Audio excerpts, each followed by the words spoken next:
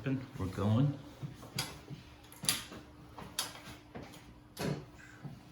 And let's see. All right, we're ready. Here we go. Hey everybody, how you doing? It's John Brewer here. I am so fortunate to have with me. How do you pronounce your last name? Pasik. Pasik. Not Pasik. Pasik. I Pasik. was Pasik, and then I started looking at it. I'm like, well, there's one S, so I figured maybe it was Pasik. So it's Pasik. Yep. What is that? Polish? German? You know what? I thought it was Polish and Hungarian. I did my ancestry.com, and I'm Scottish, English, and that part of the country. Had no clue. Just found out like 8 months ago that I'm Scottish and English. Change your world? Or? Yeah, well, when you think you're from another part of the world, all of a sudden you're like, oh, okay, I'm from over there. I guess I have to start drinking more. You're right? like, Because yeah. I'm Scottish and Irish, and the little circle went right around that. So that whole thing about kielbasa and right, yeah, exactly. Wasn't... I was wondering why I was having a hard time with light bulbs, and I said, well, I'm Polish. And it wasn't. It's because I'm just not very bright. And so I get it bright. Oh, no. You love potatoes now. Yeah, exactly. Fish and Drinking chips. Jameson. Some things never change. Jameson's a good thing. Yeah. But Pasik. Okay. People butcher it all the time, but cool. I don't care. Call me Wayne. So I've been waiting to get you on here for a while and talk about some things. I know we had talked about discussing, basically kind of keeping to a topic of bartenders in real estate, right. Because it seems like with this market being the way it is, and I kind of went through this in Vegas, and I almost did it, but when the market gets hot like this, you see a lot of people in the service industry that kind of get into it. So give me an overview, obviously where you work, and then how long have you been doing the real estate bartending thing? Well, I work at As I open up one of the beers here that's why I'm here. Beers for Brewer right now. City Oyster, it's where I hang my hat. I've only been there a short period of time, 18 years, almost from the beginning. And you find a good thing, you stick to it. I don't know if you've been, you have been there because everybody's been there. That's the cool thing about that. Everybody comes in through, I've married about 10 people off. I've seen about 50 kids born, when you work somewhere for 18 years, literally I've met people when they're just legal to drink and now they're 50 years old and they're sitting at the bar and they've got 2 kids and stuff like that. So it kind of takes bartending to a next level, almost a more gratifying, because literally I've watched people grow up, and they've come to count on me sometimes for when they're not in a good mood, or when they need a laugh, or when they just need a drink served to them. When they walk, I had a guy last night swear at the bar. He goes, dude, I came in here 15 years ago. You made me an Acacia Pinot Noir. He goes, then I came back in 10 years later and you gave me that Acacia Pinot Noir. He goes, and then when you walked in today, you asked me if I wanted a Pinot Noir.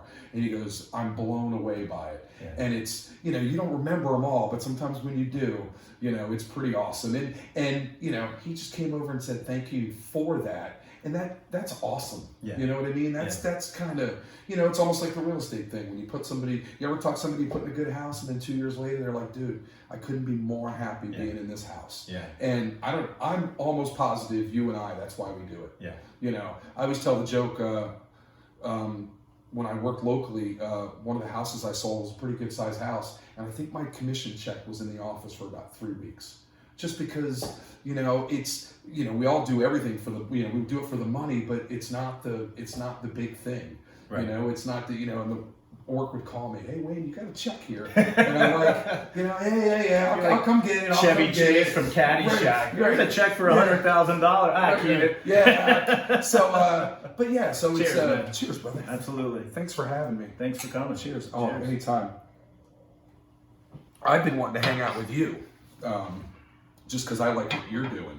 And, you see people in the service industry that kind of matriculate and then they go do something else. And it's tough. It's a tough transition to make for, 100 reasons. And so when you see someone, do it right and do it for the right reason and do it successfully like you do it, it just, it's inspirational. So that's kind of, let's kind of dig a little deeper there. What do you think is the thing that bartenders or servers or whatever don't get about the industry of real estate that they should probably know up front? Because we were talking about the success rate. Right. It's a very small success rate. First of all, real estate in itself is a small success rate. Everybody, we talk about service people, but housewives get into it. Like you said, when the market goes up, everybody goes and gets their license. It's a hard job, and we were talking earlier, like Tendon Bar and Southern Real Estate, they have a bunch of things in common. A bunch of awesome things in common, a bunch of bad things in common. It's twice as hard and half as fun as it looks. Everybody thinks you're having fun. Everybody thinks you're selling houses. You're answering the phone. No. There are so many $1 million home. Yeah. $1 million home. You get a home, and you get a home. There's so many challenges with that, and every deal has one. You can never do a deal without a challenge, and it comes from left field. Oh yeah. And you learn how to get over those challenges, kind of like bartending, by doing it over and over and over again. And people address me differently at the bar than they would someone that's only worked there a couple of years, because I've been doing it. I'm confident. I know what I'm doing. So don't you dare come at me with, right, if there's not enough alcohol in my drink. Wait a minute. I've poured about a gazillion drinks. There's enough alcohol in your drink. But yet one of the new people may get some guy who thinks they can just step on them. Real estate's the same way. You until you see it, you don't know how to deal with it. So you stick to it, and you do it, and you learn how to handle. All we do is put out fires. I put out 3 fires today. But I think they're very similar jobs, and there's only one way to get that experience, and that's to go out and get the experience. Just to do it. You got to, like in bartending, you got to be in the weeds. Yep. You got to be working a St. Patty's Day when you're 5 deep at the bar and people are screaming at you, and how you're going to handle that. Same thing with real estate. You're going to get that client who's going to be like, every home you showed me is shit. What's going on here? You don't know what you're doing. And how you react to that. You just keep doing it. Right. And I always say, like, Tendon Bar, obviously I've been doing it a long time. People come over and go, you're really good at what you do. You're the best at what you do. And you know what sets me apart is I try hard. You know what I mean? It's and with real estate, if you try hard, I tease how hard it is for a bartender to make that transition, but it can be done, and all you got to do is try hard. You just got to get in there, but a lot of people aren't willing to, on a Tuesday, spend all day going looking at open houses. Ask the bartender who tells you they got their license, how many open houses they went to on Tuesday, which is the Delray open house day. Oh, open houses, and I can't blame them. It's not what they're used to. They're not used to get up at 10 o'clock in the morning and run around and shake hands and stuff like that. They're used to sleeping in. They're used to, doing that stuff. So you just got to try hard. And if you keep trying hard and keep trying hard, I told you a stat earlier that I read that most bartenders, most service people that get in the business get out of it 6 months before they get successful. Right. Just because they've done all the work, but it takes time. A lot of people first year in the business don't sell a house. Right. And what's the cool thing about Tendon Bar? You show up, you make money.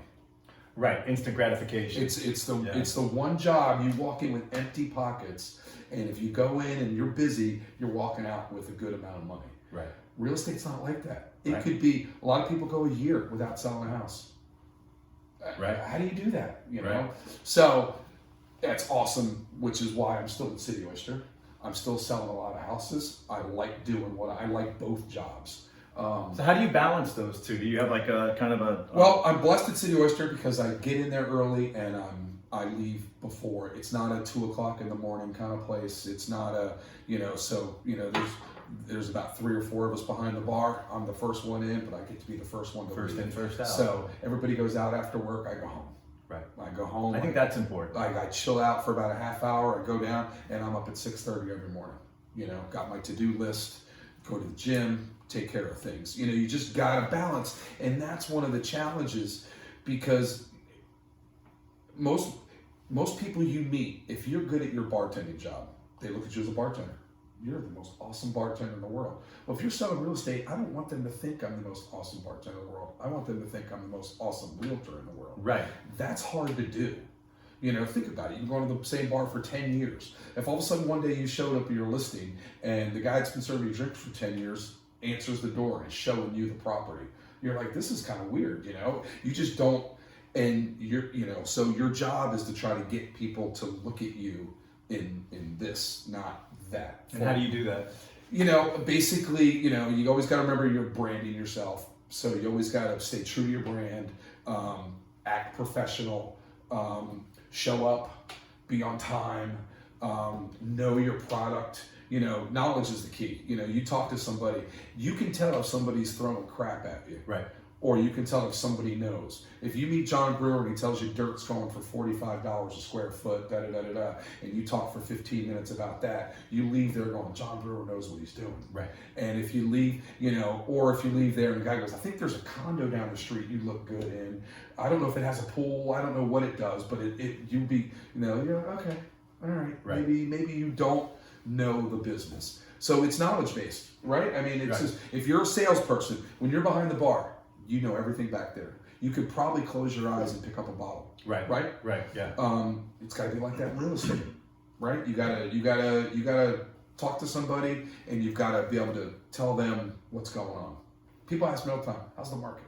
You know, I listened to John this morning, and he said that prices are going to go down 1.8% next year. Yeah. And you know, I tell a lot of new realtors to listen to your report. Dude, thank you so much, it's man. just, it's knowledge. Yeah. You are doing it the right way. Well, I tell you, thank you for that. And it's more or less, it's put me in a routine, which is kind of what you were talking about, putting yourself into a routine. Instead of going out and having those drinks after work and whatever, I'm up every morning at 5 o'clock.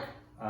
I have my coffee, I do my, my meditation, whatever. And then I sit down and I hit MLS. Yep. And I've got it all ready to go. And I go through every home and I look at it and I look at it. And then I pull out my Excel spreadsheet and I enter everything into the spreadsheet.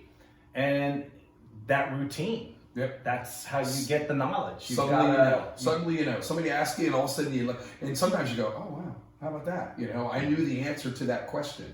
You know, and that's the cool thing about real estate, because you know properties are so different. Yeah. And you know, all of a sudden you'll have a client looking at condos on the beach or something. So you've looked at every condo on the beach. Well, it's kind of cool when somebody says, hey, that condo over there, Seagate, how much is their HOA? Do you know? And you're like, yeah, it's $724 a month. Right. You know, and it's because you know, and you're out there learning. I look at the hot sheet every morning, you know, for this area. This is, you know, got to go from rentals all the way down to the $5.5 million house. So now I know, it's in my brain what's new to the market.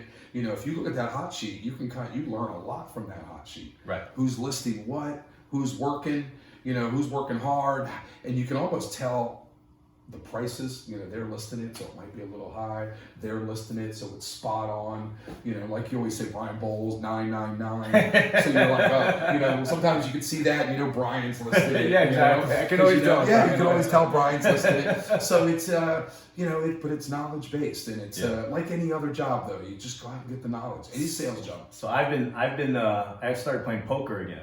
Okay. And I found, like, when I started playing again, I said, this is just like negotiating. Yep. You know, it really is. Like, certain guys you play, Yep. you know, they may come out hot, they may bluff, or they may come out hot. Yep. And the same thing you say, I look at the hot sheet sometimes, I see certain agents will price properties, and you're like, I already know I can whack 30 grand off of that because of the way I've seen them price everything. Yeah, exactly. And that's part of your market knowledge. I think that's something that a bartender or a server or manager, whatever, that's looking to get into real estate, you got to be consumed with the business itself. No doubt. I think that's the bottom line. Anything in life, but and especially with real estate. But your product knowledge. If you know, if I got a job selling, you know, I think we all want a great job selling something we love, which is what you and I are doing.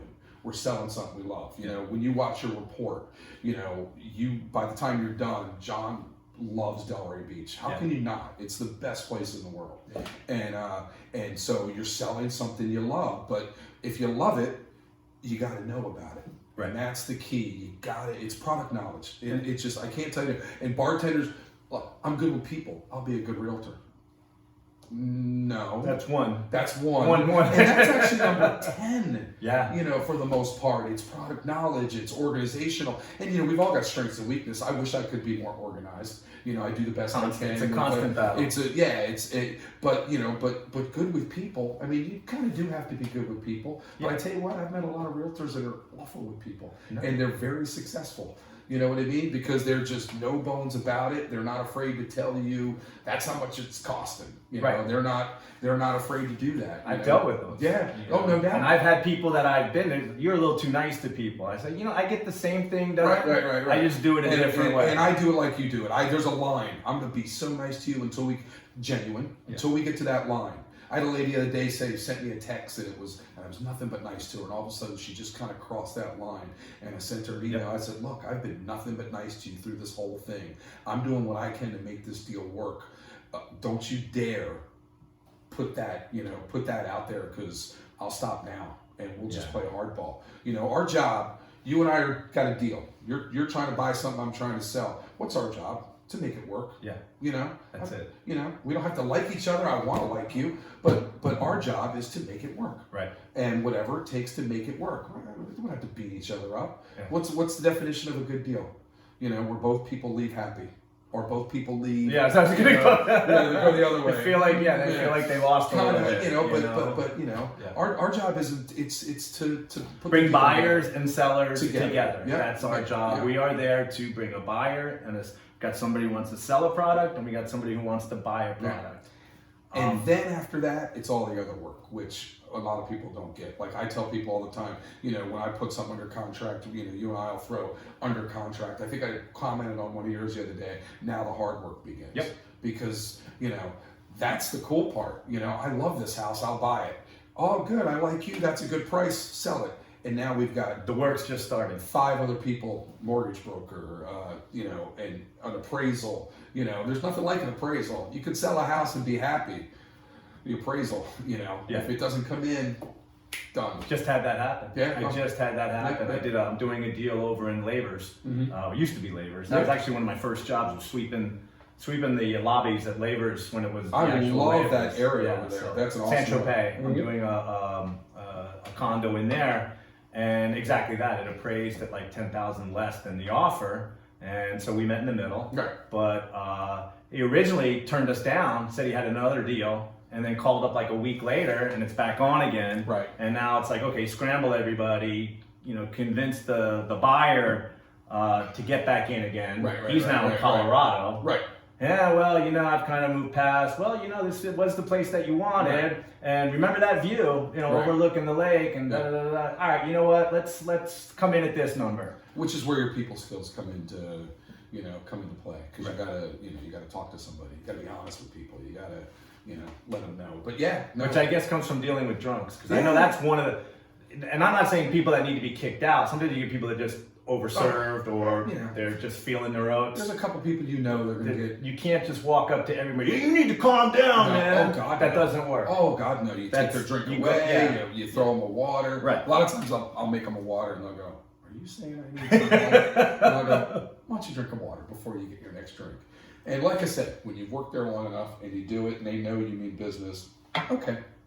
And they drink their water and they go. But you're right. It's dealing with 1,000 different personalities. How many of the deals that you do come through bartending? I would say everything's. I don't think hardly any have been not through bartending. It's been 3 or 4 degrees. It might not be at the bar. It might not be somebody I've met at the bar, but it most likely will be somebody that I've met at the bar has recommended somebody else. A lot of times people moving down here, and it's like, hey, Wayne, my cousin's moving down here. Could you do me a favor? But the longer you do it, the more referral business you get. The townhouse I was telling you about that I just sold, and I sold it to them 4 years ago, and had to listen to them, listen to what they want. They thought they wanted this. What they were telling me was they wanted this. We put them in this. We wind up set. That was a referral from a customer that has probably been to the bar twice in the 18 years. But how do you drop that to people by this time everybody knows you as like the bartending realtor. Right. I mean, you're pretty much, when I think of bartending in real estate, you're the guy that comes to mind. So well, you just gotta And how long have you been doing almost real estate? 8 or 9 years. Oh wow. And more and more serious as it goes. So I'm going to say the last 4 years is when I've, kind of kicked it up. I think I was guilty of being a bartender with a license, 8, 9 years ago.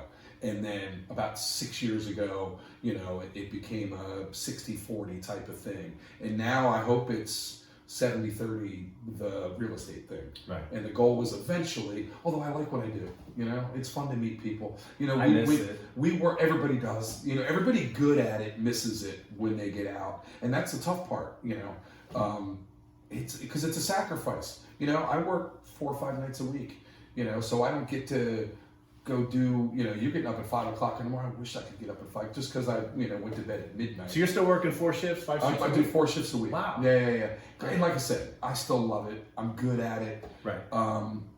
You have fun working with the people you work with. It's just, Delray Beach is a great town. There's a million different characters, and it really is. I get to meet all them. And City Oyster, I always say all the other bars, there's some great restaurants, and it's just getting better. I mean, I told people 8 years ago, and they're like, oh, this place is getting busy. I said, dude, tip of the iceberg. Right. Because I believe back in the day, there were 3 good restaurants. 32 East, City Oyster, Tremonte, and a bunch of decent ones. But now you can't. They're all good. Brule is awesome. Rose's Daughter, Lisa Betta's, they're all awesome. And so it's just getting busier. But all those other restaurants, I believe, have a certain clientele. City Oyster, it's Ellis Island. It's everybody. Yeah. It is you can walk down the bar and just see, literally it's a 40-seat bar. There's 40 different types of people there. How have you seen the demographic of Delray Beach change over the 18 years that you've been tending? Well, summers don't exist anymore. The season, it just keeps going. It used to go down 20, 30%. And now it's maybe down 5% as far as like in August, as opposed to. Is it a different type of clientele? Because I know Vegas used to be like that. When I worked in Vegas, we would still be busy, but it's a different type of clientele in those slower times. More low, yeah. Oh, no doubt about it. There's people that only come in the summer. There's locals that only come in the summer season. They're gone. Right. I'm not fighting for a bar. They I remember that when ceviche when I was there. Yeah. No, I'm not fighting for a bar. So right. I'll see you in. Yeah, they say that to you. Like, So, but so it goes from seasonal, but then nowadays it's kind of fun because the snowbirds are back, and it's fun watching them walk in for the first time in 5 months, 6 months. So you get to catch up. How was your summer? Oh, it was awesome. And they walk in to see if you're still working, kind of thing. Every year I think they think it's my last, but they keep showing up. He's still here. So, but it does change. Certain times of year, President's Day, every single person at the bar is from Long Island. Because they all come down for President's Day weekend. And it's just the whole bar is everybody on vacation have come down to spend their week down here. That's interesting. And it's a different vibe. Like it literally is a different vibe.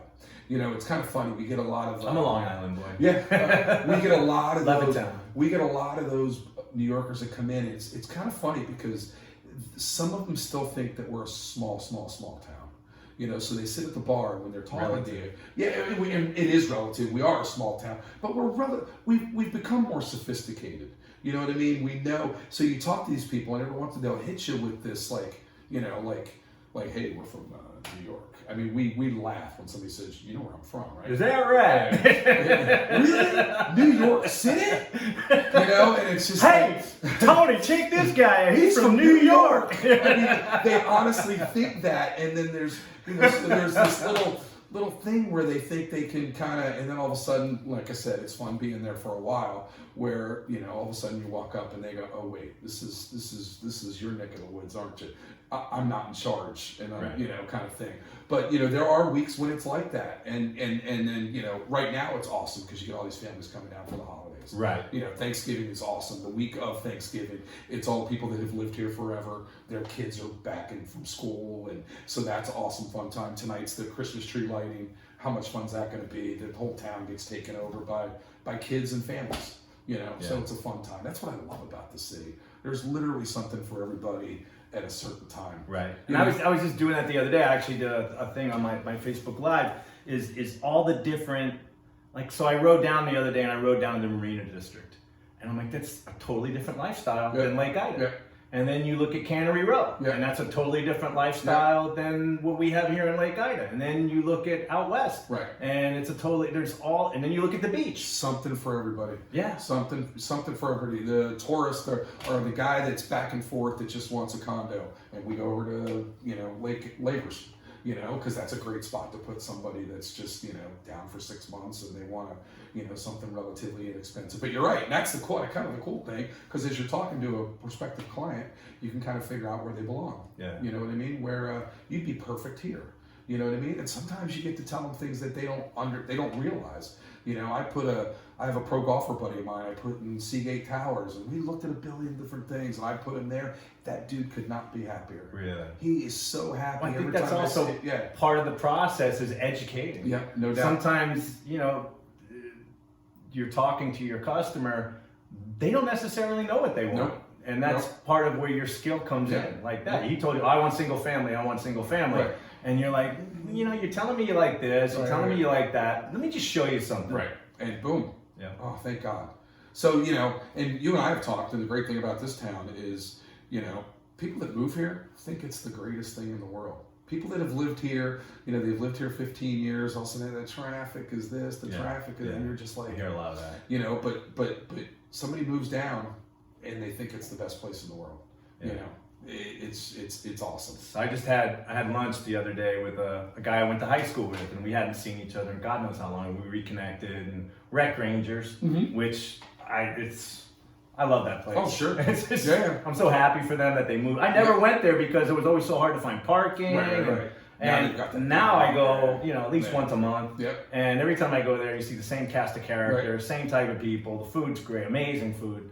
And we're talking, and he started to go into that whole, and I'm just like, dude, you're getting old on me, man. Come on. Exactly. And then you ask me. And I work down in Fort Lauderdale, so that place is growing. Yeah. I mean, they're going up and out and wide and high. So you could tell some of your Delray people that, hey, it could be a lot worse. Luckily, the people that run our town, for as long as they've run it, they do a nice job kind of doing the best they can. It's hard to do. Yeah. You know, I feel sorry for those guys sometimes. You're never going to please everybody. And it sounds like you're sometimes when I'm on Sprab, and so I get to see some of that, and definitely get to see what Ryan and Bill and Mayor Petrolia and what everybody goes through.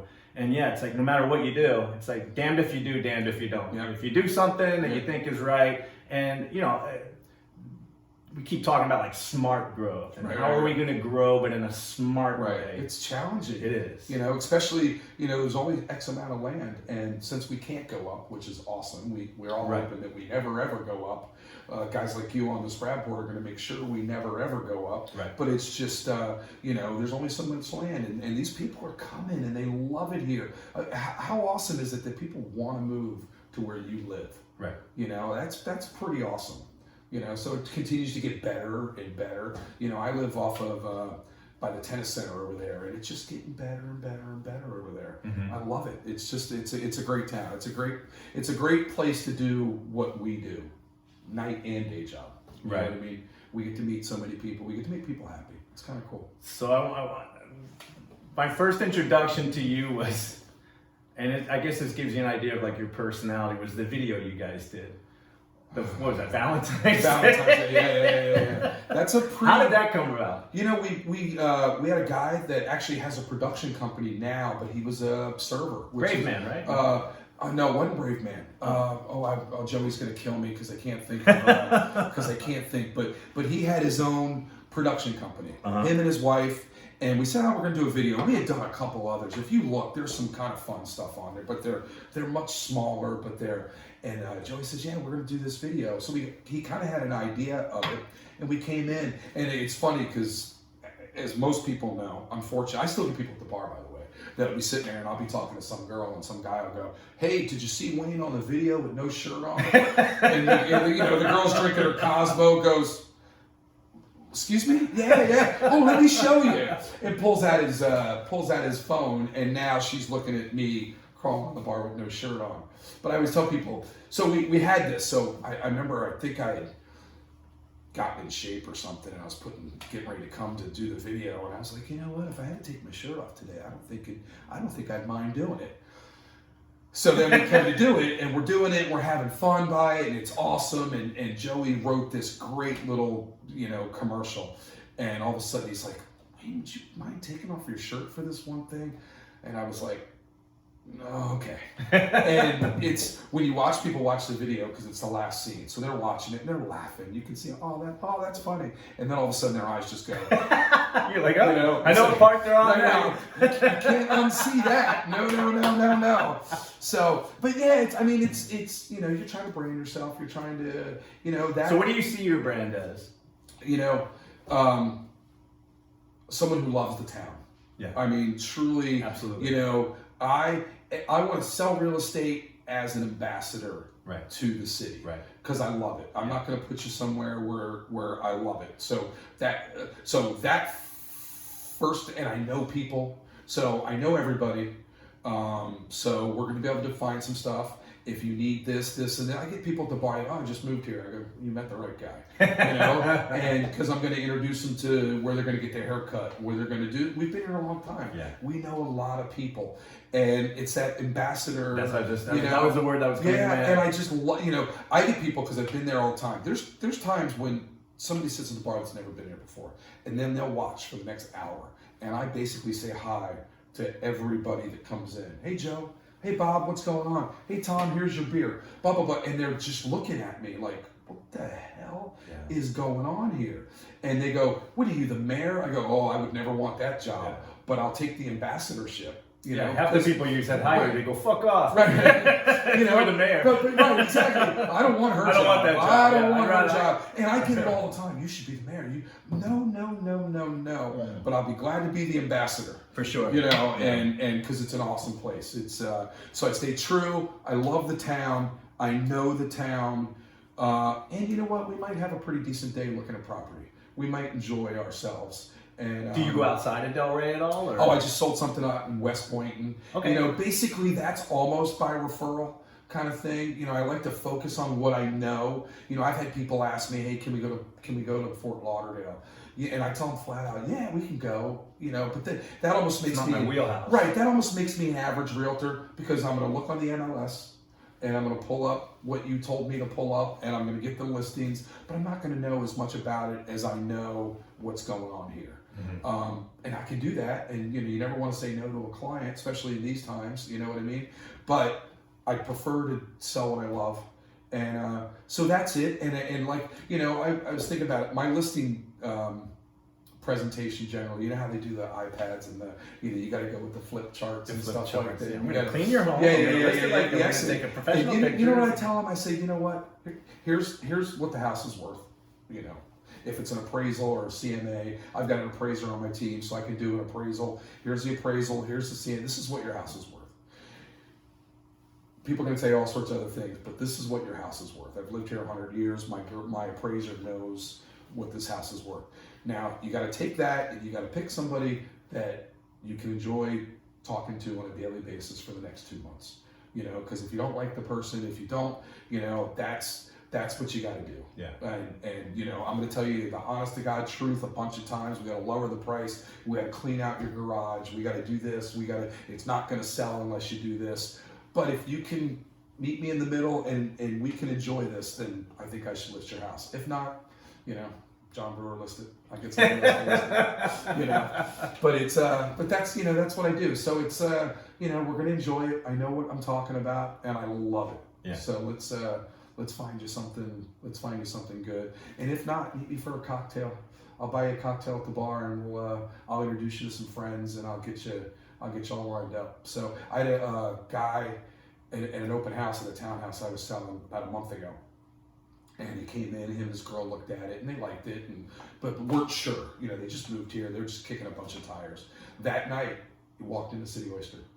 You know, didn't know I worked there because sometimes I don't say, you know, hey, you didn't? yeah, I didn't tell him I worked there. Uh-huh. But you know, tell him that I 10 bar in town, that I walked in City Oyster. You know, I see him 4 times a week now. You know, comes, has a cocktail, sitting at the bar, blah blah blah blah blah. You know, we're friends. You know, and when he goes to buy a house, I'm hoping that I'm the guy. I'm pretty sure it will be. Yeah. But you know, we built a relationship, and that's what He doesn't see you as just a bartender. No, exactly. He saw you as a realtor first. Right, exactly. And he knew I knew what I was talking about. And we'll sit at the bar, and it's funny. I told him where he should rent, and he goes, eh. And 3 weeks later, he came in. He goes, I rented one of those. Really? You know. Yeah. And I said, I told you. I know you, and I know you'd be perfect for it. So, and he couldn't be happier. You know, he decided to rent so he can get to know the area, which I think is, you know, Sure. I can't talk somebody out of doing that. No. It's probably the right thing. Right. You know, so go ahead, you know, learn the area and have me over. I'll come over, you know, so it's good. So that's the brand. It's just, you know, you're going to have fun, but we're serious. We're going to find you a house, and I'm going to know what I'm talking about, and I'm going to make it work, you know. I'm pretty good at that. I'm pretty good at taking it, like we talked about. I'm pretty good at getting it to the finish line. Right. You know, so far, you know, I think maybe one hasn't gotten to the finish line, but that happens to all of us a bunch of times. It's going to happen to me a lot more times. Right. You know, in this market, you know, lenders, FHA, there's a lot of hoops to jump through. Right. So, and so what, I mean, your education as you've gone on, I think the way I look at it, I'm sure you probably do too, it's like it's almost like a Pandora's box. The more you start learning, the more you realize you have to learn. right. Oh, And God, it's yes. not just this area, that area. It's comps. It's Right. It's how do you do comps. Yep. It's dealing with lenders. I try to learn something every day. Unfortunately, I don't get to read for fun anymore. You know, I used to love reading a good Tom Clancy novel or a good, and now it's some sort of, you know, sales thing or Right. some sort of real estate thing, or I'm looking at the hot sheet, or in the front seat of my car right now are HOA docs from Tropic Harbor. Yeah. You know, because I need to, you know, I'm trying to sell one for a friend of mine, and I need to know everything about the rules and regs. Literally, it's that big. Yeah. And that's what I'm going to be reading for a little while. Yeah, they're huge, those docs. Oh, It's they're like the worst. I got one too. I just got one. It's just- they're the worst. And then the plats and everybody's got their, because condos, as we learn in real estate, you basically own a piece of air. Yep. No doubt about it. Yep. And You own a piece of air 4 stories up. and there's rules and there's regs Right. and there's and hopefully they're there to keep the value of your property. You know, that's their job. But sometimes, you know, my pro golfer who was based out in California, he you know, Seagate, you have to come for an interview. I have to talk to you. He's like, I'm in California. I have to fly. Can't we do it? You know, and generally they get a lot of condos. They're older people. Well, can we do it Skype? Can we do it? Nope. You have to be in front of me. We have to do it. That dude had to fly across the country the day before closing to do his interview. Wow. To live in a condo. And you and I both know the odds of them saying no are 0.001. Right. But no, I got to see you. I got to talk to you, and I got to tell you what we're all about. And that dude had to fly across the country. Did a tour event, and then caught a plane after the tour event and flew here so he could interview for his HOA. Wow. And that's the other thing. You're a big golfer. Yeah. That's my hobby. Yeah. That's what I do. You like to surf and do the beach thing. Golfing's kind of my thing. I've made some awesome friends by it. Golfing, it's the best. It's the best place in the world for that. Oh yeah, You for know, real I- estate. My You goodness. know, I get a lot of people sit at the bar and they go, where should I join? That type of thing. And I feel qualified like nobody else. Mhm. And it's just like a house up. I'll talk to you for 5 minutes and I'll figure out what kind of person you are, who you are, what you want, what you're looking for. And then I'll send you to that club, to Delray Dunes, Pine Tree. You know, I know where you belong after chat with you for a little while. And they'll go join a club out there, you know, Right. and hopefully invite me to go play golf. There you And, go. and that's why I get to go play golf in a lot of That's- awesome places. That's great value to have for, No doubt. I mean, especially high net worth individuals. yeah, you know? join a bad club. Watch what, you know, it's awful, you know, and I've had people do that, you know. I hate this club. It's beautiful, but the people, because we're all different, you know Right. what I mean? You go to that club, go to Delray Dunes, it's a big party, Yeah. you know, and it's awesome. I know about 50 members out there and they're all awesome. But some people don't want to do that, you know. Some people just want to play golf, or some people just want to swim, play tennis. Well, that's not your club. You need to go over here. Right. Or then go over here, or go to Glen Eagles or Delray, you know, Quail Ridge. I mean, there's a bunch of awesome places. So Wow, that's great value. I think it is, you know, and that's what we do. Yep. You know, that's what we do 100 times a day, hopefully. Yeah. Just try to figure it out. So So where do your lead sources pretty much come from? well, now, you know, I don't do as much video marketing as you. I look forward to doing that because I love doing it. I enjoy doing it. It's a time thing. You know, the less I'm at the bar, the more I can dictate to that. So basically it's social / with my friends. I've got my, you know, your core of influence, sphere of influence yeah, that yeah. you do. And, you know, I slowly but surely get it out to them. You know, we laugh about how people, you know, don't want you to list their, you know, you're the bartender. I'm not going to sell my $1 million house with you, and rightfully so. But once you chip away at them, and then they realize, oh, Wayne kind of knows what he's doing, then you'll get that listing, Right. and then you'll get that stuff. So it's a big process, you know. Just like tending bar, I think real estate, the longer you do it, the easier it gets. Right. It's never easy, Right. but the easier it gets. Remember your first deal? Yeah. You know what I mean? Just like, holy, you know, you're just so overwhelmed. You don't have any confidence. You're just, you know, and then and you figure it out, and hopefully your broker helped you, you know, and kind of guided you. Not so much. Right, exactly. No doubt about it. Well, and it's just, you know, so this is a good area we could probably end on and start to get into this, because I think this is the other part that people don't realize when they bartend. So you're a bartender, you know, okay, Thursday I got to be in at 4 o'clock. I'll be the first one out. I don't have to close. Friday I got to close. Saturday I got to, and you know you're going to be on. Mm-hmm. The first thing I realized in real estate was your broker really isn't there to help you. Like I thought, oh great, I've got a mentor and an instructor all wrapped down in one. It's like, no, they sit you down, here's your phone, they may buy you some business cards, and that's about it. Right, no doubt. Everything else you got to figure out on your own. You have to jump and if you don't they're not paying you. Right. You got to jump in the deep end. You really, and once you figure that out, because a lot of people go in going, oh, I got someone helping. Now, it's nice to have someone. I always think of it as a spotter, like you're lifting weights. I may not need you, but I'd like to know you're there. Right. And that's what I tell people that ask me, where should I hang my license and stuff like that. And I tell, because there are some awesome brokers that will, you know, they may not be there, but if you call them or if you ask them, they may kind of tap you in the right direction and stuff like that. But you gotta figure it out for yourself. You know, my challenge, and I've done it 30 times, is put listing pictures on the MLS. It's just a mental thing. So it'll take me 3 hours. I'll put them on there, but it'll take me, and that's what you got to do. You gotta be willing to jump into the deep end and just kind of sit at your computer and cut and paste and move it over there. Oh, it didn't go, and then you do it again, and then you figure it out, and you literally figure out a lot of this business. Yeah, you know. And first time it takes you 3 hours. Second time takes you 2 hours. 2 hours, exactly. Third time, by the end of the year, you're doing it in a half hour. Or you tell your photographer, do me a favor, put my things on. Yeah, there you go. You learn how to do it though, and you learn what your strengths and weaknesses are. And like you said, your weaknesses, you try to sharpen them. You know, go take a class. That's the cool thing about it. There's a million classes you can learn. Go talk to a lender. You know, I recommend realtors go talk to a lender once a week. Sit down, have lunch with a lender, and have them throw, you know, some stuff at you. This is what's going on. These are some programs. There's some great programs out there. If you're gonna, you know, redo your home, you know, there's some loan programs that'll pay for that, you know, or help you do that. And also with marketing, right? Exactly. Look with a title company or a lender. So you do that, but sharpen your weaknesses and hopefully, you know, give it some time, and you'll be really good at what you do. And it's a good business to be good at. So when was the moment you basically thought, I'm gonna do real estate?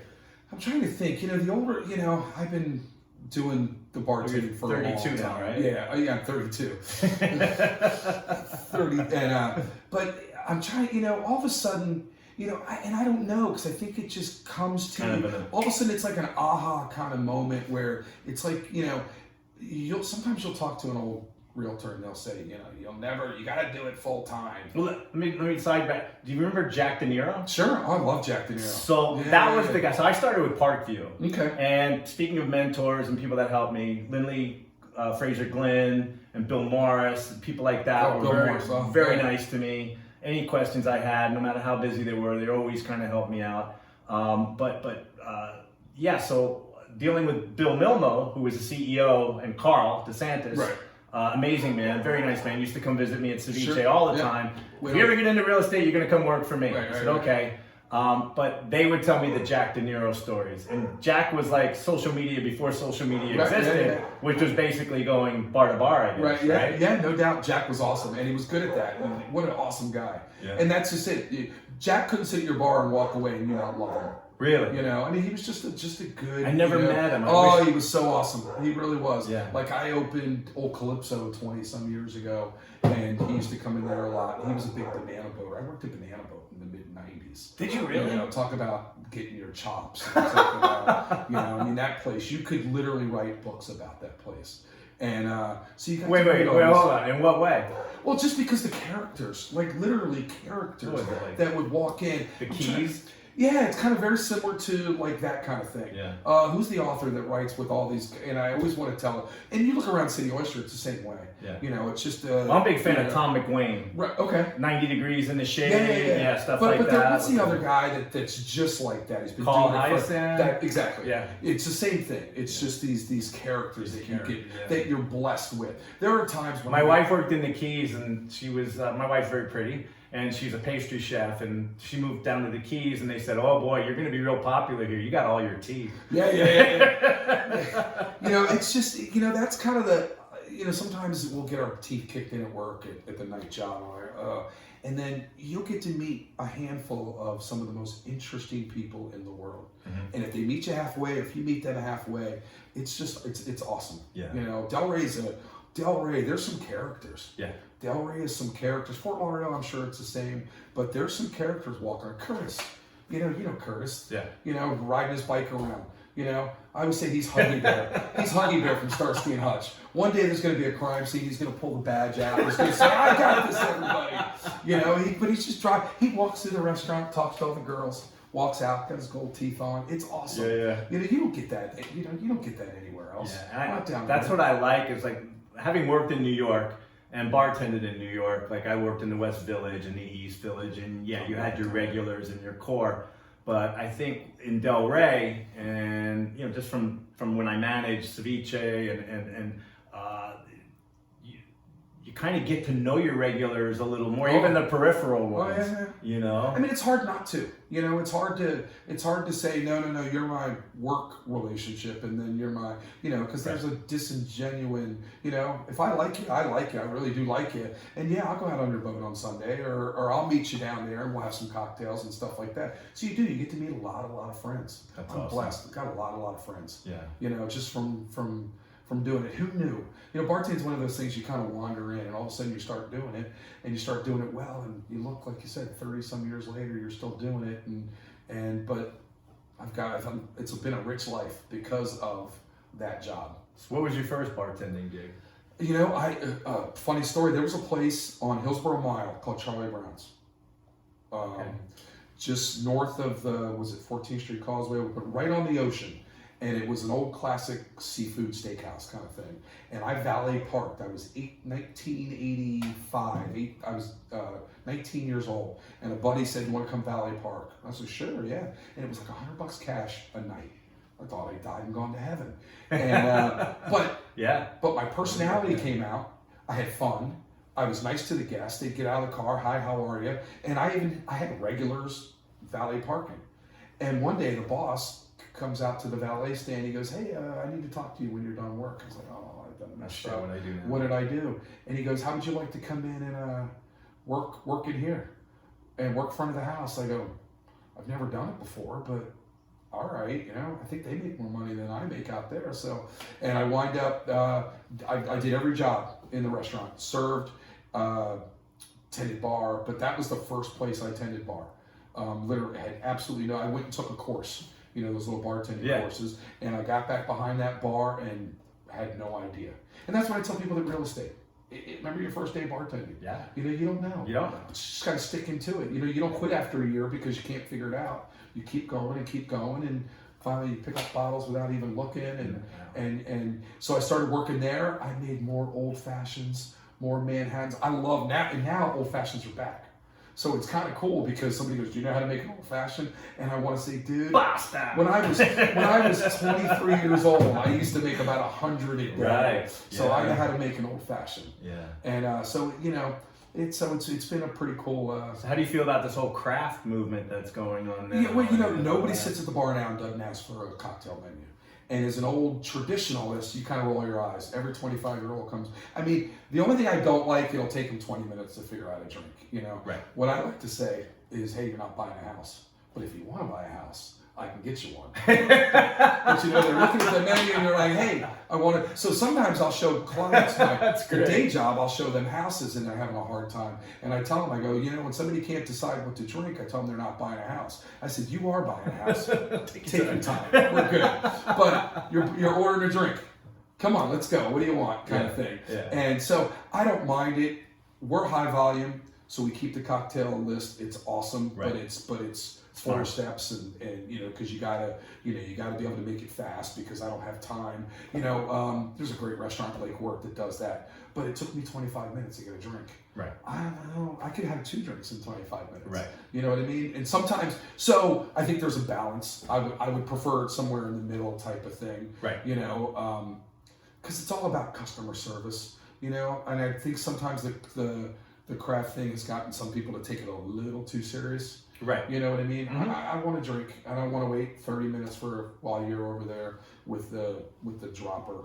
And you're, you know, but I'm an old guy, so that's why. Yeah. You know what I mean? What do you drink?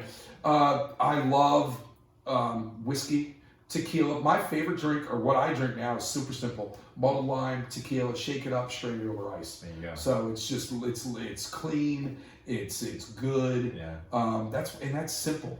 You know, and it's funny. I bet I've turned 20 people onto that cocktail. Sitting at the bar, you know, hey, what should I say? Try this. You know, and there's nothing to it, but right. it's just delicious. All it is you know, Ricky? a tequila gimlet for the most right. part, but it's muddled lime. Right. And it's just fresh. But I love good brown whiskey.